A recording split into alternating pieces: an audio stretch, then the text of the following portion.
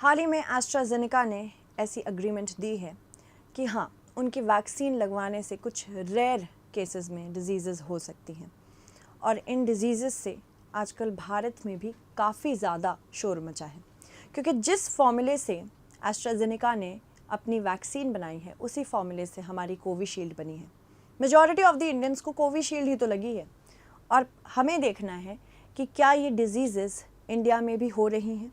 चलिए जानते हैं, बहुत कुछ जानना है आज। हाल ही में यूके की फार्मास्यूटिकल कंपनी एस्ट्राजेनेका ने स्वीकार कर दिया है कि उसकी कोविड-19 वैक्सीन से एक दुर्लभ दुष्प्रभाव का कारण बन सकती है, जिसे थ्रोम्बोसिस विथ थ्रोम्बोसाइटोपेनिया सिंड्रोम कहा जाता है। यानी कि इसमें खून के थक्के जमने लगते हैं। सबसे दिक्कत की बात तो ये है।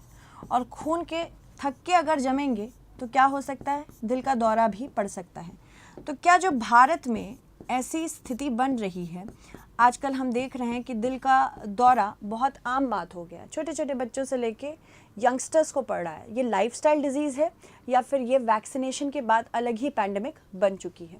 तो जानते हैं कि एस्ट्राजेनेका क्या कह रही है। और ये जो आरोप लगे हैं ये एक महिला द्वारा लगाए गए थे। यूके की एक पीड़िता है, उसने 3 साल तक संघर्ष किया। उसके बाद उसने बोला कि हमें माफ़ी भी चाहिए और मुआवजा भी चाहिए। यूके में क्या हो रहा है, चलिए उसको जानते हैं। ऑक्सफोर्ड विश्वविद्यालय के सहयोग से एस्ट्राजेनेका की ओर से यह स्वीकारोक्ति है उस मामले में आई है जिसमें टीके से गंभीर नुकसान और मौतों का आरोप लगाया जा रहा है। एक पीड़ित की पत्नी ने 3 वर्ष से संघर्ष के बाद माफ़ी और उचित मुआवजे की मांग की है। 51 मामले इस तरह से दर्ज हुए हैं। 51 मामलों से जुड़े इस मुकदमे में लगभग 100 मिलियन पाउंड के मुआवजे की मांग हुई है।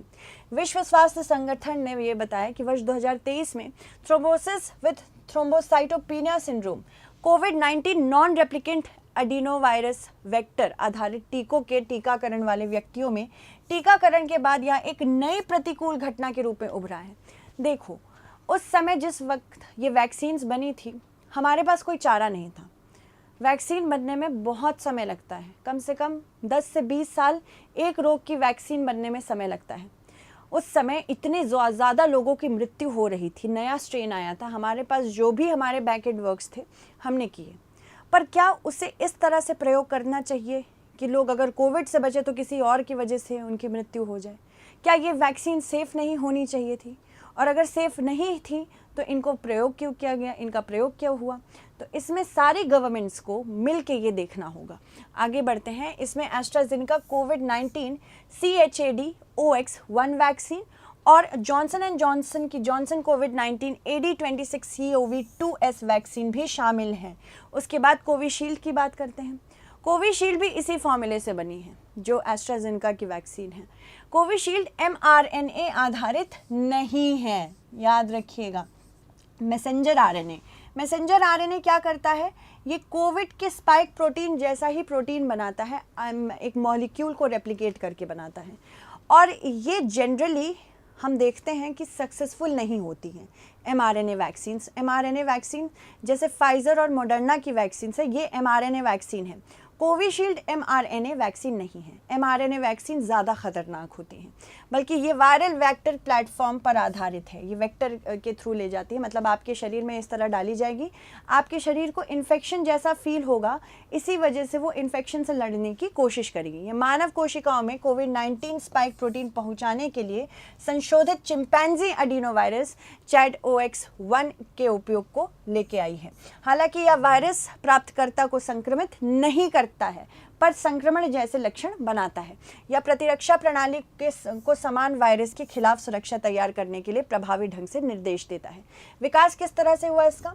एस्ट्राजेनेका ने ऑक्सफोर्ड विश्वविद्यालय के सहयोग से वर्ष 2020 में कोरोना वायरस के प्रकोप के बाद ब्रांड वैक्सजेवरिया के तहत AZD1222 वैक्सीन ChAdOx1 रिकॉम्बिनेंट विकसित की।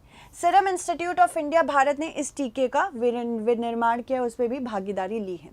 अगर थ्रोम्बोसिस विद थ्रोम्बोसाइटोपेनिया सिंड्रोम की बात करें तो है क्या ये?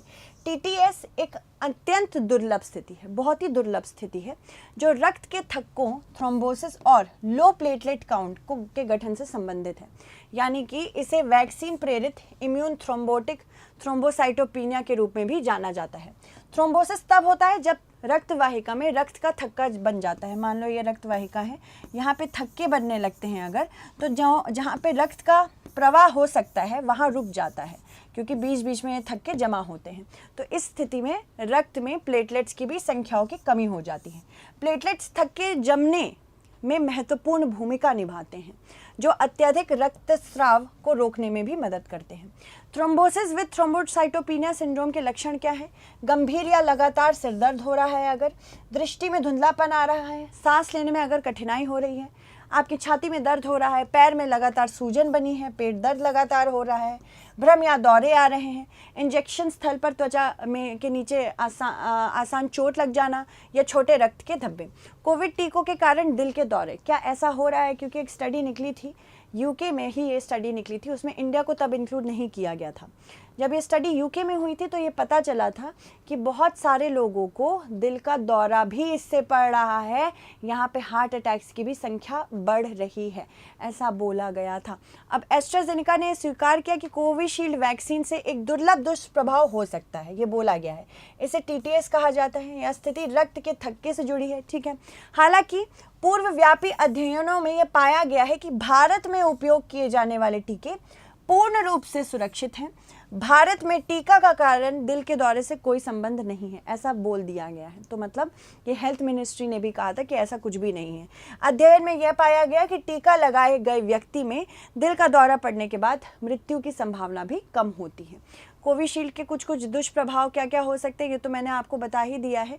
टीके के सामान्य दुष्प्रभाव में से दर्द, लालिमा, खुजली, सूजन या चोट, थकान, ठंड लगना, बुखार जैसा महसूस होना, या फिर सिर दर्द, जोड़ों में दर्द या मांसपेशियों में दर्द होना, इंजेक्शन स्थल पर गांठ बन जाना, बुखार, उल्टी, ये सब शामिल हैं। और चक्कर आना, भूख कम लगना, ये पेट में दर्द, अत्यधिक पसीना, खुजली वाली त्वचा, ये सारे तथ्य, इसमें सारे लक्षण शामिल हैं। चलिए आगे बढ़ते हैं। दुष्प्रभाव होने पर क्या करना चाहिए? अगर कुछ दुष्प्रभाव अगर किसी व्यक्ति को हो भी गया है तो क्या क्या कर सकते हैं? स्वास्थ्य मंत्रालय ने कहा है कि यदि आपको टीके से कोई दुष्प्रभाव महसूस होता है जो आपको परेशान करता है या बना रहता है तो स्वास्थ्य सेवा प्रदाता को संपर्क करें। यदि आपको गंभीर एलर्जी प्रतिक्रिया का अनुभव हो रहा है तो नज़दीकी अस्पताल में तुरंत चिकित्सक सहायता लें। चलिए मेंस का क्वेश्चन देख लेते हैं। थ्रोम्बोसिस विथ थ्रोम्बोसाइटोपेनिया सिंड्रोम क्या है, इसके संभवित लक्षणों पर भी चर्चा करनी है। थ्रोम्बोसिस विथ थ्रोम्बोसाइटोपेनिया सिंड्रोम के संदर्भ में निम्नलिखित कथनों पर विचार करें। थ्रोम्बोसिस तब होता है जब रक्त वाहिका में रक्त का थक्का बन जाता है जो रक्त प्रवाह को बाधित कर सकता है। थ्रोम्बोसाइटोपेनिया एक ऐसी स्थिति है जहां रक्त में प्लेटलेट्स की संख्या कम हो जाती है। उपरोक्त में से कौन सा कथन सत्य है? तो ये आपको मुझे कहाँ बताना है, ये मुझे आपको कमेंट सेक्शन में बताना है, ठीक है। Thank you so much everyone for watching. Stay updated.